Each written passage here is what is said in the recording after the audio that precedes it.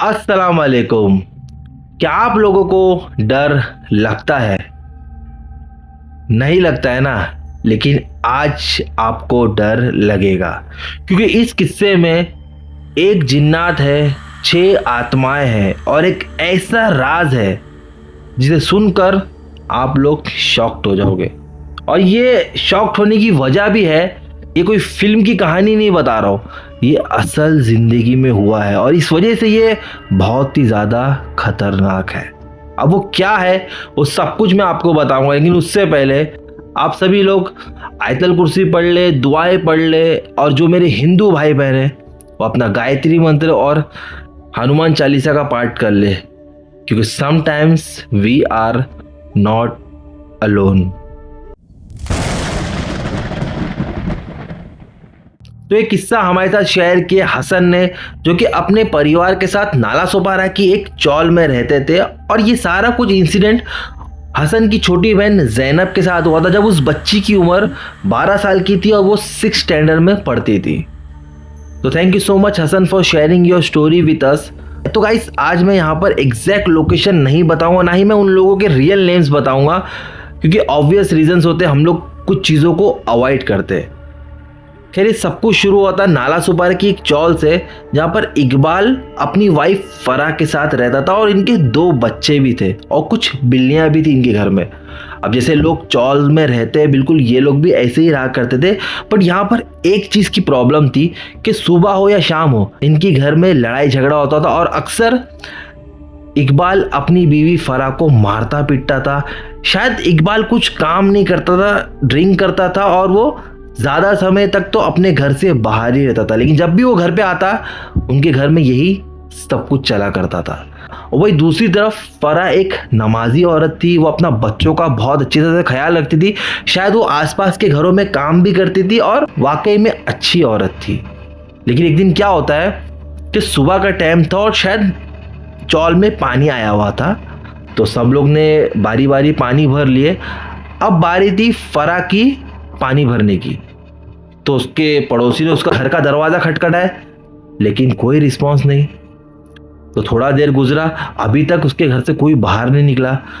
तो किसी एक को ऐसा लगा कि शायद कुछ गड़बड़ है। पानी आने से पहले ही वो कपड़े लेके शायद कपड़े धोने लगती थी या दूसरे कुछ काम करने लगती थी। लेकिन आज ना फराह नज़र आ रही, ना ही उसके कोई बच्चे नज़र आ रहे, ना ही उसका हस्बैंड नज़र आ रहा है। तो उसी चौल की एक कोई शायद नेबर थी उसकी, उसने उसके घर में झांकने की कोशिश की। तो वो क्या देखती है खिड़की में से कि एक औरत पंखे से लटकी हुई है। उसका चेहरा नहीं दिख रहा मगर उसका पैर बाकायदा उसको दिख रहा था। तो उस औरत ने आजू बाजू के लोगों को जमा करी। जैसे ही फराह के घर का दरवाज़ा खोले तो क्या देखते कि वो जो औरत पंखे से लटकी हुई थी वो कोई और नहीं बल्कि फराह ही थी। अब उसको किसी तरह से लोगों ने ऊपर से नीचे उतारे। जब उसकी नब्ज चेक करे तो वो ऑलरेडी मर चुकी थी। फराह के गर्दन पे रस्सी का निशान था और उसकी गर्दन की हड्डी टूटी हुई थी। उसे देखकर ऐसा लग रहा था उसकी मौत हो गए कई घंटे हो गए। अंदर के कमरे से बच्चों के रोने की आवाज आ रही थी और बिल्लियां उन बच्चों के करीब में ही बैठी हुई थी। तब सब लोग जमा हुए और उन बच्चों को उठाकर पड़ोस के किसी घर में लेके चले गए। और उसी चौल में फराह की ननन भी रहा करती थी, जो कि उनके घर से कुछ घर दूरी पे था। तो कुछ लोग जाके उसकी ननन के पास गए, बोले कि तुम्हारी भाभी ने सुसाइड कर लिए। तो फौरन उनकी ननन भाग के आई और लोग क्या नोटिस कर रहे, उस औरत के चेहरे पर बिल्कुल कोई रिएक्शन नहीं था, मानो उसको कुछ फर्क ही नहीं पड़ रहा था। तब आसपास के लोगों ने क्या किए, फराह के हस्बैंड को कॉल किए। पहली बार तो जब उसको कॉल किए तो उसने कॉल नहीं उठाया, लेकिन जब उसको बोले कि तेरी वाइफ सुसाइड कर लिए तो वो आया थोड़ी देर के बाद। लेकिन आने के बाद उसके हस्बैंड का भी कोई रिएक्शन नहीं था। बस वो यही बोल रहा था कि रात को जब मैं इससे मिलकर गया था तो ये एकदम नॉर्मल थी। अब ये रात को क्या करी मुझे नहीं पता, और ना ही अब मेरे पास कोई पैसा है जो मैं इसकी मैयत का करूँगा। यहाँ पर हसन की फैमिली यानी कि उसके अम्मी अब्बा ने फराह के जनाजे का और सारे मैयत का खर्चा उठाए। इवन गुस्ल भी वो लोग ने, उन्हीं के कोई एक रूम था जो खाली पड़ा हुआ था, वहाँ पर उस औरत का गुस्ल भी करवाया और उसको कब्रिस्तान में लेके आके दफना दिए। खैर, अब कुछ दिन तक उनके चौल में कुछ भी नहीं हुआ, सब कुछ ठीक ठाक था। लेकिन अब रात को 2:30-3 बजे के करीब किसी के रोने की आवाज़ आती, और वो आवाज़ भी ऐसे मानो कि कोई बिल्ली और ये कोई औरत, इन दोनों की आवाज़ मिक्स होकर कोई एक अजीब सी आवाज़ में कोई रो रहा होता। बाद में धीरे धीरे चल के ये भी अफवाह फैल गई कि वो जो आवाज़ है रोने की वो किसी और की नहीं बल्कि फरा की है। तो ये बात हसन और उसके परिवार को भी पता चला, लेकिन बोलते हैं जब इस तरीके का कोई इंसिडेंट होता है तो आसपास रूमर्स फैल जाती है, अफवाहें फैल जाती है। तो हसन और उसके परिवार को भी ऐसा लगा कि हो सकता है कि ये सिर्फ अफवाह हो, इसमें रियल कुछ ना हो, क्योंकि अब तक ना ही हसन ने किसी की रोने की आवाज़ सुना था, ना ही उसके घर वाले ने। एग्जाम्स का टाइम चल रहा था और हसन अपने दोस्त और भाई के साथ उन्हीं के एक रूम में रात को पढ़ाई कर रहा था। अब आधी रात को करीब 2 या सवा 2 बज रहे थे, तो इनको किसी के रोने की आवाज़ आई, और आवाज़ बिल्कुल वैसे ही थी जैसे कि कोई बिल्ली और कोई औरत, ये दोनों की आवाज़ मिक्स होकर एक अजीब सी आवाज़ आ रही थी। अब ये लोग सुने और आवाज़ एकदम हल्की थी। सुनते ही इनके रोंगटे खड़े हो गए और सब दोस्त एक दूसरे को देखने लगे, क्योंकि अब तक ये लोग सिर्फ अफवाह मान रहे थे, लेकिन अब ये लोग भी सुन रहे थे। जैसे ये लोग बाहर आए वो आवाज़ बंद हो गई। फिर लोग एक दूसरे से हंसी मजाक करे और रूम में जाके बैठ गए।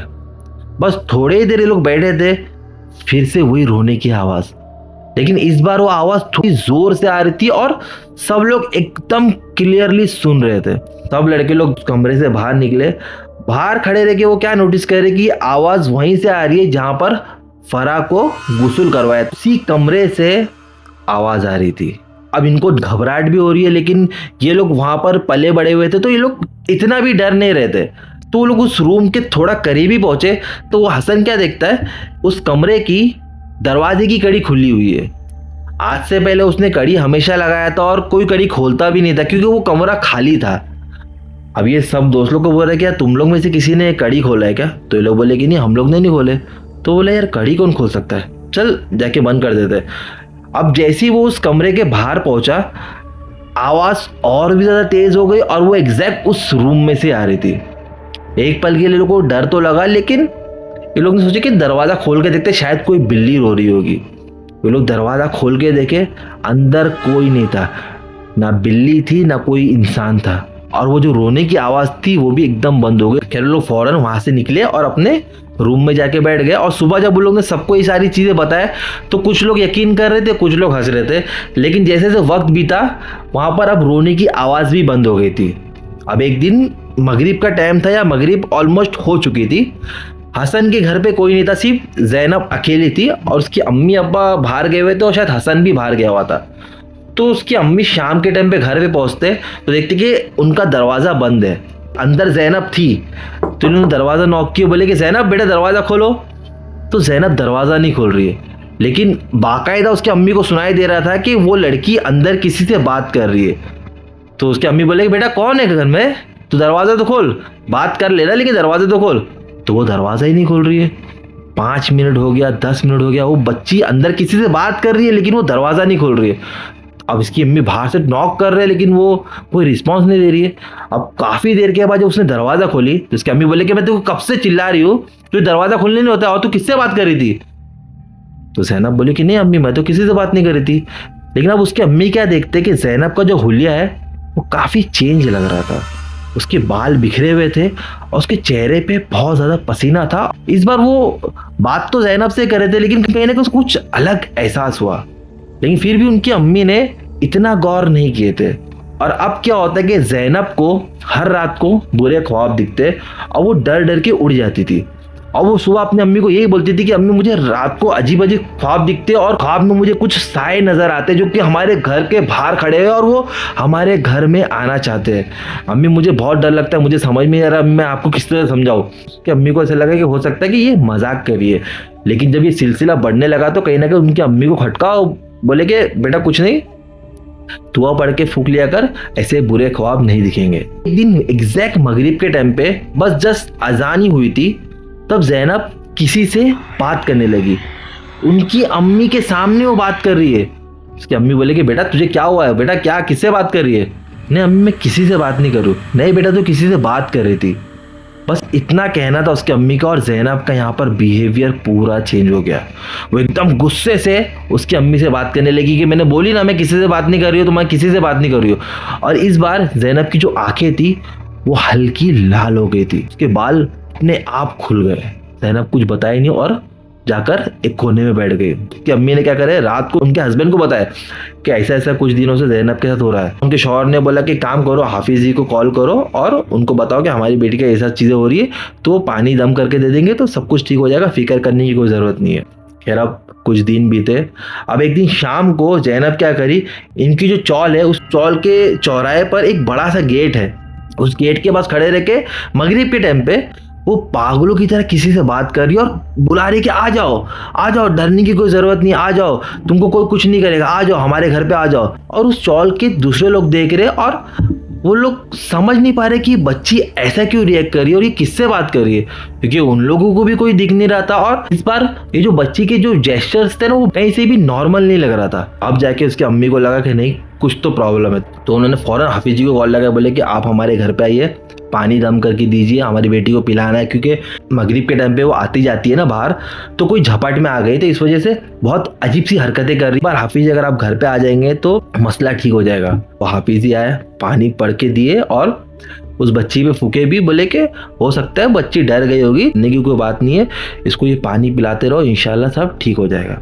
लेकिन अब चीज़ें कम होने के बजाय बढ़ने लगी। जैसे ही मगरिब होती वो बच्ची किसी से बात करती और अगर इससे कुछ बात करने जाओ तो गुस्सा करती और गुस्से में इसकी आंखें लाल हो जाती और वो अजीब सा घर में यहाँ वहाँ भागती, किसी की नहीं सुनती, इवन वो हसन की भी नहीं सुनती। और ये कुछ ही पल तक होता, फिर बाद में वो ऐसी नॉर्मल हो जाती जैसे उसके साथ कुछ हुआ ही नहीं।